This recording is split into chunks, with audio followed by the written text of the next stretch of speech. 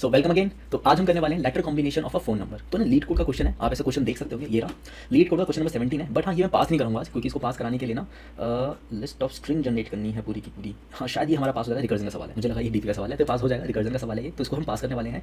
Leet code 17 करेंगे। तो इसके अंदर मुझे क्या करना है, मुझे ना सारे कॉम्बिनेशन ऑफ लेटर्स जनरेट करने हैं। तो क्वेश्चन पढ़ते हैं पहले। Given a string containing digits from 2 to 9 inclusive, return all possible letters combination that the number could represent, return the answer in any order. किसी भी ऑर्डर में रिटर्न कर सकते हैं। Mapping of a digit to letter just like a telephone buttons is given below. Note that 1 does not map to any letter. 1 किसी letter को map नहीं करता है, 2 मैप करता है, 3 करता है, 4 5 6 7 8 9। और मुझे डिजिट्स भी कौन से दिए गए हैं, 2 to 9 दिए गए हैं। तो सबसे पहले तो हम क्या करते हैं, इसकी मैपिंग बना लेते हैं। ये काम आएगा। तो इसके लिए मैं क्या यूज़ करने वाला हूँ, हैश मैप यूज़ करने वाला हूँ।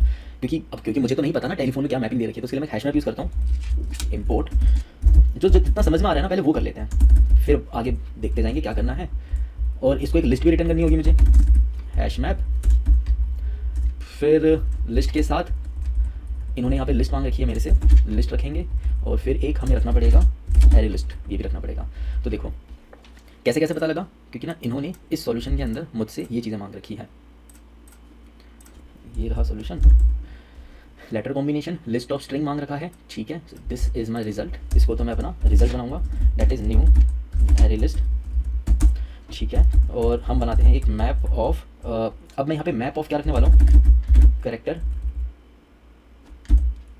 कैरेक्टर वर्सेस स्ट्रिंग, जिसको मैं कह दूंगा की स्टॉक है बेसिकली। तो की स्टॉक है तो हम कह रहे हैं बस कीज कह रहा हूँ मैं इसको, हाँ कीज सही रहेगा वर्ड। और फिर हम रखेंगे एक हैश मैप ऑफ व्हाट, वही सेम कैरेक्टर वर्सेस स्ट्रिंग का। वैसे हमें राइट हैंड साइड की ओर ये प्रोवाइड करने की जरूरत नहीं होती है, पर आप चाहो तो प्रोवाइड कर सकते हो, ठीक है। टोटली आपकी मर्जी होती है।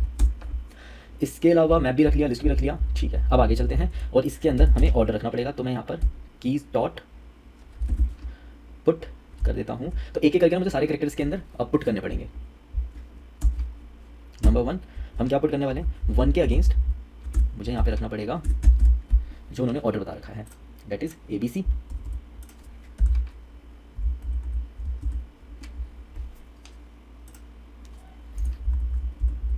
That is 8 and last is 9। तो 9, ओके। 1 से स्टार्ट नहीं होती काउंटिंग, हमारी काउंटिंग स्टार्ट होती है 2 से। 5 6 7 8 एंड 9, ठीक है। 1 इज फॉर एम्प्टी, तो हमने यहाँ पे 1 एम्प्टी रखा हुआ है, ठीक है। तो ये तो हो गई मेरी कीज, ठीक है, जो भी हमारी कीज थे। अब इन कीज को मुझे इस फंक्शन को पास करना होगा। तो ये सारी चीज़ें ना यहाँ नहीं बनाएंगे, ये सारी चीज़ें हमें इसके अंदर बनानी पड़ेगी, क्योंकि मुझे कोड को पास भी कराना है। Then I will create one more function, letter combination helper, जिसके अंदर ये सारी चीज़ें हम एक पास करेंगे। तो डिजिट्स हो गया, ऑफ कोर्स मुझे आईडी भी रखना पड़ेगा। अभी जैसे कि हमने सब्सिट्यूशन क्वेश्चन में किया था, सेम उसका लॉजिक यहाँ पर भी होने वाला है। फिर मैं रखूँगा एक स्ट्रिंग आंसर सो फार, फिर हम रख लेंगे एक list of string which is my result, और हम रख लेंगे एक हैश मैप ऑफ कीज, जो कि मैं इसके साथ यहाँ पर पास कर दूँगा।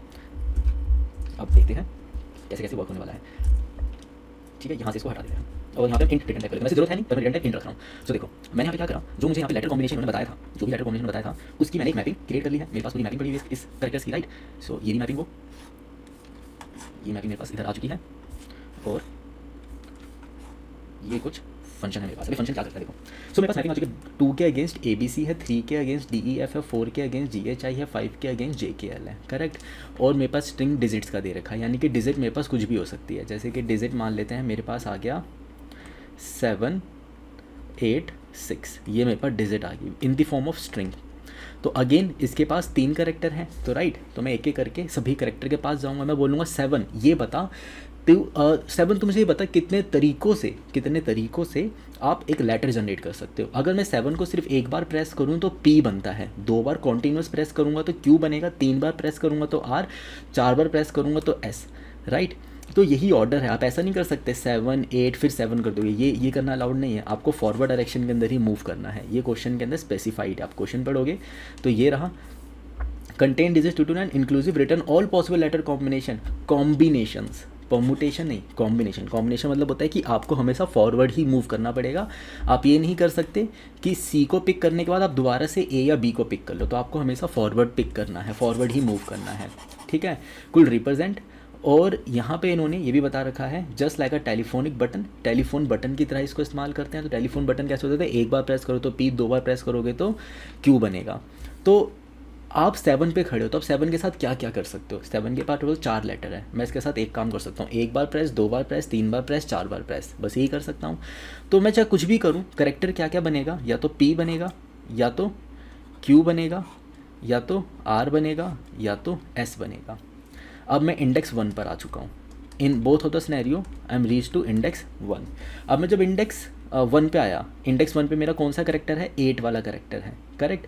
तो इसको मुझे यहाँ लिखना चाहिए था, 786 है, 786012 और मैं इंडेक्स 0 पर था, ठीक है। तो ये जो डिजिट है समझ में आया आपको क्या रिप्रेजेंट कर रहा है, डिजिट रिप्रेजेंट कर रहा है स्ट्रिंग, इंडेक्स रिप्रेजेंट कर रहा है मैं कौन से करेक्टर की बात कर रहा हूँ, आंसर सोफा, जिसके अंदर मैं आंसर को जनरेट करता चलूँगा। तो मैं एक बार पी ऐड करूँगा, फिर इसके आगे कुछ और ऐड करूँगा, और जो भी आंसर क्रिएट होगा उसको रिजल्ट में डाल देंगे। और इस की के सहारे में पता लगाऊंगा कि यार इस की के सहारे में पता लगाऊंगा इस करेक्टर के अगेंस्ट, इस 7 करेक्टर के अगेंस्ट कौन कौन सी की प्रेजेंट है। तो जैसे कि इंडेक्स 0 पे मुझे करेक्टर मिलता है 7, तो मुझे पता लगा इंडेक्स 0 पे जो करेक्टर है वो है 7 करेक्टर के अगेंस्ट रखा हुआ है PQRS, 7 करेक्टर के अगेंस्ट रखा हुआ है PQRS। ये कैसे निकाला मैंने, फटाफट देखो यहाँ पे कोड में देखो फटाफट, फिर आगे चलेंगे ना। तो सबसे पहले तो मैंने वो की निकाला। तो मैं की निकालने के लिए मैं क्या बोलूँगा, भाई मुझे की निकाल के दो। तो इसके लिए मुझे क्या करना होगा, मुझे बोलना पड़ेगा कीज़ डॉट गेट करके दो मुझे ये जो डिजिट्स है डॉट कैर एट IDX। उस डिजिट्स के अंदर जो भी मेरा IDX है ना, इस डिजिट के अंदर मैं जिस पर्टिकुलर इंडेक्स की बात कर रहा हूँ, उस इंडेक्स पे जो भी करेक्टर रखा हुआ है उस करेक्टर के अगेंस्ट जो मैंने स्ट्रिंग स्टोर करा था वो निकाल के दो। तो ये स्ट्रिंग था मेरे पास 786। अब मान लो बोलता हूँ इंडेक्स 1, 786 का इंडेक्स 1 यानी कि 8 करेक्टर के अगेंस्ट जो भी स्ट्रिंग रखा हुआ है इस मैपिंग के अंदर वो निकाल के दे दो। उस मैपिंग में से निकाल के मुझे दे दिया इसने और मुझे मिला की। अब जो मुझे की मिला है ना, इस की के अगेंस्ट 8 के अगेंस्ट इस 8 के अगेंस्ट क्या रखा हुआ है TUV, यानी कि मेरे पास टोटल 3 करेक्टर है। तो मैं 3 पॉसिबल तरीक़ों से कॉम्बिनेशन बना सकता हूँ, यानी कि मैं यहाँ पर 3 पॉसिबल कॉम्बिनेशन जनरेट कर सकता हूँ। TUV यहाँ पर भी, TUV यहाँ पर भी, TUV और यहाँ पर भी TUV, ये 3 कॉम्बिनेशन जनरेट कर सकता हूँ। और आई मूव टू इंडेक्स 2। देखो आंसर क्या बना, PT PU PV, या फिर ये Q है तो QT QU QV, या फिर RT RU RV, या फिर ST SU SV, राइट। और मैं इंडेक्स 2 की तरफ मूव कर चुका हूँ, मैं सभी के अंदर इंडेक्स 2 की तरफ चल चुका। अब इंडेक्स 2 के ऊपर कौन सा करेक्टर रखा है, इंडेक्स 2 पे करेक्टर रखा है 6। इस 6 करेक्टर के अगेंस्ट स्ट्रिंग रखी हुई है MNO, यानी कि मैं यहाँ से 3 नए पॉसिबल करेक्टर्स जनरेट कर सकता हूँ। तो जो स्ट्रिंग बन रही थी ना, उस स्ट्रिंग के अगर मैं एक करेक्टर अटैच करूँगा तो मुझे नया आंसर मिलेगा। टोटल कितने आंसर मिल सकते हैं मुझे, तो मैं क्या बोलता हूँ कि भाई अगर मैं P से स्टार्ट होने वाले करेक्टर मांगूँ या P से स्टार्ट होने वाले वर्ड मांगूँ तो निकाल के दे दो। फिर मैं उसको बोलूँगा, अब मैं फेथ क्या बोलने वाला हूँ, भाई मुझे P से स्टार्ट होने वाले सारे वर्ड निकाल के दे दो, मुझे Q से स्टार्ट होने वाले सारे वर्ड निकाल के दे दो, मुझे R से स्टार्ट होने वाले सारे वर्ड निकाल के दे दो, S से स्टार्ट होने वाले सारे वर्ड निकाल के दे दो। तो अब देख रहे हो मैं लूप लगा रहा हूँ एक तरीके से, यानी कि मैंने यहाँ पे क्या करा, मैंने यहाँ पे एक फॉर लूप चलाया है, I equal to 0, I less than equal to key dot length I plus plus, और मैं हर बार लूप चला के ना ये करेक्टर मांग रहा हूँ इससे, यानी कि इस की डॉट कैर एट I। ये मुझे बार बार निकाल के देगा, ये मुझे निकाल के देगा कभी P कभी Q कभी R कभी S, ऐसे करके मुझे 4 बार चलेगा ये। अब मैं हर करेक्टर से आंसर मांगूंगा, तो मैं यहाँ पर एक काउंट भी रखता हूँ अपना, मैं बोलता हूँ भाई मुझे काउंट निकाल के दे दो, डेट इज़ 0। और मुझे क्या करो, ये काउंट मैं बस इसलिए रख रहा हूँ ताकि आपको बता सकूँ कि मैं ऐसा बोल रहा हूँ कि P मुझे सारे करेक्टर निकाल के दे दो, नंबर बताओ नंबर। और जब मैं नंबर निकाल रहा हूँ ना तो ऊपर जाते हुए मैं आंसर भी जनरेट कर लूँगा। तो मैं काउंट के लिए बोलता हूँ यार लेटर हेल्पर को लगाओ कॉल, डिजिट्स तो सेम ही रहेंगे। अब आप IDX के अंदर, क्योंकि आपने अभी क्या करा, आपने इंडेक्स 0 के लिए मैपिंग निकाली, तो आपने इंडेक्स 0 को पिक कर लिया, इंडेक्स 0 का आपने P वाला करेक्टर पिक करा। अब मैं इंडेक्स 1 पे जाऊँगा, मैंने इंडेक्स 0 का Q वाला करेक्टर पिक करा। इंडेक्स 0 पे जो स्ट्रिंग रखी हुई थी वो था करेक्टर 7 के अगेंस्ट रखा हुआ था PQRS। तो इंडेक्स 0 को अब मैं Q की तरह रिप्रेजेंट कर रहा हूँ, तो मैं इंडेक्स 1 पे चला गया। अब इंडेक्स 0 को R की तरह रिप्रेजेंट कर रहा हूँ, मैं फिर इंडेक्स 1 पे चला गया। तो मैं हर बार क्या करूँगा, इसके अंदर आगे की ओर मूव कर रहा हूँ, इसके अंदर आगे की ओर मूव कर रहा हूँ। तो मैं यहाँ पर IDX प्लस 1 कर देता हूँ। आंसर सो फार के अंदर ये करेक्टर ऐड कर देते हैं, रिजल्ट सेम रखेंगे, कीज़ को भी सेम रखेंगे, और ये चलता रहेगा एंड फाइनली मैं यहाँ से रिटर्न कर दूंगा अपना काउंट। बेस केस कब हिट होगा, जिस दिन IDX की वैल्यू किसके इक्वल हो जाएगी, डिजिट्स डॉट लेंथ के इक्वल हो जाएगी। उस दिन जो भी मेरा आंसर बना होगा ना उसको रिजल्ट में उठा के डाल देना, result dot add answer so far और रिटर्न 1। तो देखो अब ये मेरा रिकर्जन हो चुका है कंप्लीट। तो रिकर्जन ये कैसे बिहेव कर रहा होगा ये जानने की कोशिश करते हैं। ये रिकर्जन कैसे बिहेव करेगा इसको जानते हैं।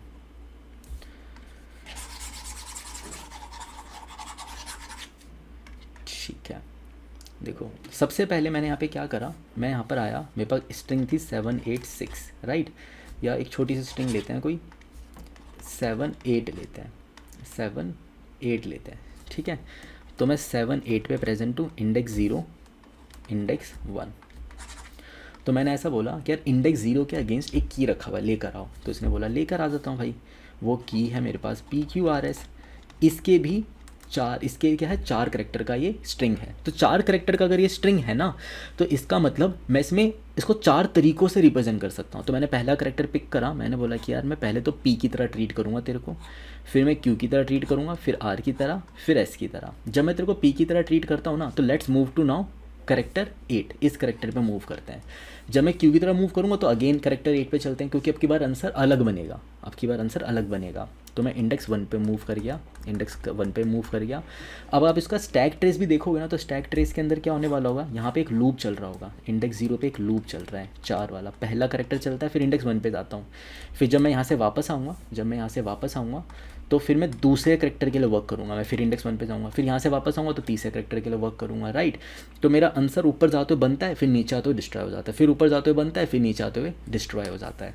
तो मेरा आंसर इस तरीके से बिहेव कर रहा होगा यहाँ पर। अब मैं इंडेक्स 1 पर आया, अब मैं जैसे ही इंडेक्स 1 पर आता हूँ तो इंडेक्स 1 पे करेक्टर रखा है 8, तो 8 करेक्टर रिप्रेजेंट करता है TUV को। तो मैंने यहाँ पे फिर बोला भाई ठीक है, तो इस TUV, यहाँ पर भी मेरे पास TUV, यहाँ पर भी मेरे पास TUV और यहाँ पर भी मेरे पास TUV TUV। आप देखो कौन कौन से करेक्टर बना सकते हो, आप बना सकते हो PT PU PV, या फिर QT QU QV, या फिर RT RU RV, या फिर ST SU SV। ये सारे आंसर आपने जनरेट करे यूजिंग की 7 और 8, 7 8 का यूज़ करके इन अ फॉर्म ऑफ कॉम्बिनेशन आप ये सारे करेक्टर्स, ये सारे वर्ड्स जनरेट कर सकते हो। कितने वर्ड जनरेट हुए, जब जब मेरा बेस केस हिट होगा मैं 1 रिटर्न करूँगा, क्योंकि वहाँ पर जाके मेरा एक कंप्लीट फॉर्मेशन ऑफ वर्ड होता है। बेस केस भी मेरा कंप्लीट, जब मैं सारे करेक्टर यानी कि सारे करेक्टर को यूज़ कर लेता हूँ तो मेरा कंप्लीट फॉर्मेशन ऑफ वर्ड होता है। तो यहाँ से मैं रिटर्न 1 करूँगा, तो यहाँ से टोटल 3 आंसर बने, यहाँ से भी 3 आंसर, यहाँ से भी 3 आंसर, यहाँ से भी 3 आंसर, टोटल कितने बने 3 + 3 + 3 + 3 विच इज़ इक्वल टू 12। आप इसको ऐसे भी देख सकते हो, 7 के अगेंस्ट 4 करेक्टर थे, 3 के और 8 के अगेंस्ट 3 करेक्टर थे, तो 3 4 3 12, तो 12 आंसर बनते हैं यहाँ पर। तो इस तरीके से मेरे आंसर जनरेट होते हैं। तो अब आपको ना इसके बार बार स्टैक ट्रेस में जाने की जरूरत नहीं है, आपको बस इतना याद रखना, आपको फेथ क्या बनाना है कि भाई मैं तेरे को P की तरह ट्रीट करूँगा, बता कितने आंसर बनते हैं, मैं तेरे को Q की तरह ट्रीट करता हूँ, बता कितने आंसर बनते हैं। तो मैंने यहाँ पे क्या बोला, इसके अंदर लूप चलाया और मैंने बोला भाई मैं तेरे को P की तरह ट्रीट करूँगा, मैं तेरे को अब की बार इस I की तरह, मतलब I0 मतलब P की तरह ट्रीट करूँगा, I1 मतलब Q की तरह ट्रीट करता हूँ मैं, I2 का मतलब R की तरह ट्रीट करूँगा, I3 का मतलब मैं S की तरह ट्रीट करूँगा। तो मुझे पता कितने आंसर बने, ठीक है। और हर बार मैं अगले इंडेक्स यानी अगले पॉसिबल सेट ऑफ वर्ड्स की तरफ मूव कर जाऊँगा। कूल। तो ये मुझे सारे आंसर जनरेट करके देगा, चला के देखते हैं, तो उससे मुझे आइडिया लगेगा कि वर्क कर रहा है या नहीं कर रहा है। तो चलाने के लिए क्या करना होगा, ऑफ कोर्स मेरे पास आंसर आएगा, पर मैं इस वाले का ना कोई यूज़ नहीं है मेरे पास, इस वाले किसका यूज़ नहीं है मेरे पास कोई, ये जो आंसर मैंने यहाँ से रिटर्न करवाया, मुझे तो यहाँ से रिटर्न करना है बस अपना रिज़ल्ट। वो आंसर मैं इसलिए करवा रहा हूँ ताकि मेरी रिकर्जन मुझे ठीक दिखाई दे, रिकर्जन को ठीक देखने के लिए ऐसा करा है कि रिकर्जन से ऐसा बोल पाऊँ कि मुझे नंबर बता P टोटल कितने तरीक़ों से आंसर जनरेट कर सकता है। वो रिटर्न फॉर्म मतलब अपने फेथ को सही रखने के लिए मैंने रिटर्न करवाया था। चला के देखते हैं, सो आइडिया लगेगा। ओके, आंसर सो फार करेक्टर की, ये मोस्ट लाइकली उसके आस्काई कोड को तो ऐड नहीं कर रहा है 2 3।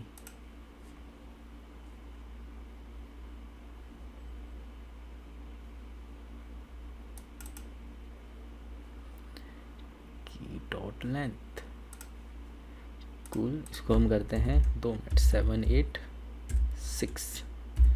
अब चला के देखते हैं, सो आइडिया लग जाएगा कि गलती कहाँ पर हुई है। आंसर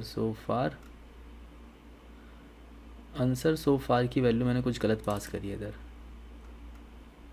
हाँ, आंसर सो फार खाली होना चाहिए ना, यहाँ पे मैंने डिजिट्स पास कर दिया। ठीक है, सो ये चल गया हमारा कोड, इसको सबमिट करके देख लेते हैं। ठीक है, तो इसके अंदर एक बेस केस कौन सा हो जाएगा कि अगर मान लो स्ट्रिंग मेरी एम्प्टी हो गया, अब ये ना हमें चेक करना चाहिए हमेशा, कहाँ चेक करना चाहिए, इधर, कि भाई डिजिट की लेंथ अगर 0 हो जाए ना तो मुझे क्या रिटर्न करना है। डिजिट की लेंथ अगर 0 हो जाएगी तो क्या रिटर्न करेंगे और क्या एक्सपेक्टेड है। डिजिट की लेंथ अगर 0 हो जाती है तो मेरे में ना एम्प्टी स्ट्रिंग आ रहा है, एम्प्टी स्ट्रिंग नहीं आना चाहिए, आपको खाली रिटर्न कर देना है। तो ये करने के लिए मैं यहाँ पे एक बेस केस लगाता हूँ कि भाई अगर digits dot length equal to 0 आ जाए ना तो आप ना सिंपली रिजल्ट रिटर्न कर देना, उसके अंदर एम्प्टी स्ट्रिंग डालने की ज़रूरत नहीं है। ठीक है, ये छोटा सा चेक लगाना चाहिए था इधर, सो मैंने वो लगा दिया चेक, और डिजिट्स की जगह पर खाली स्ट्रिंग रिटर्न करेंगे, और ये हमारा कोड हो चुका है कंप्लीट। सो आई होप आपको समझ में आया होगा। अगर आपको समझ में नहीं आया है तो मुझे कमेंट करके बताना कहाँ पे अटके थे, ताकि मैं उसको रिजॉल्व कर पाऊँ अगले वीडियो के अंदर। और चैनल अच्छा लगे तो यार चैनल को सब्सक्राइब कर देना, पहली बार आए हो, जितना हो सके दोस्तों के साथ शेयर करो। एंड हाँ, डिस्क्रिप्शन के अंदर ना इस कोड की डिटेल मैं डाल देता हूँ, यानी कि डिस्क्रिप्शन के अंदर आपको कोड की पूरी डिटेल मिल जाएगी। ठीक है, तो आप डिस्क्रिप्शन में जाके देख सकते हो कि ये कोड मैंने कहाँ करा है, इसके नोट्स कहाँ पे रखे हुए हैं, सब कुछ आपको वहीं पे मिल जाएगा। ठीक है, सो मिलते हैं नेक्स्ट वीडियो के अंदर।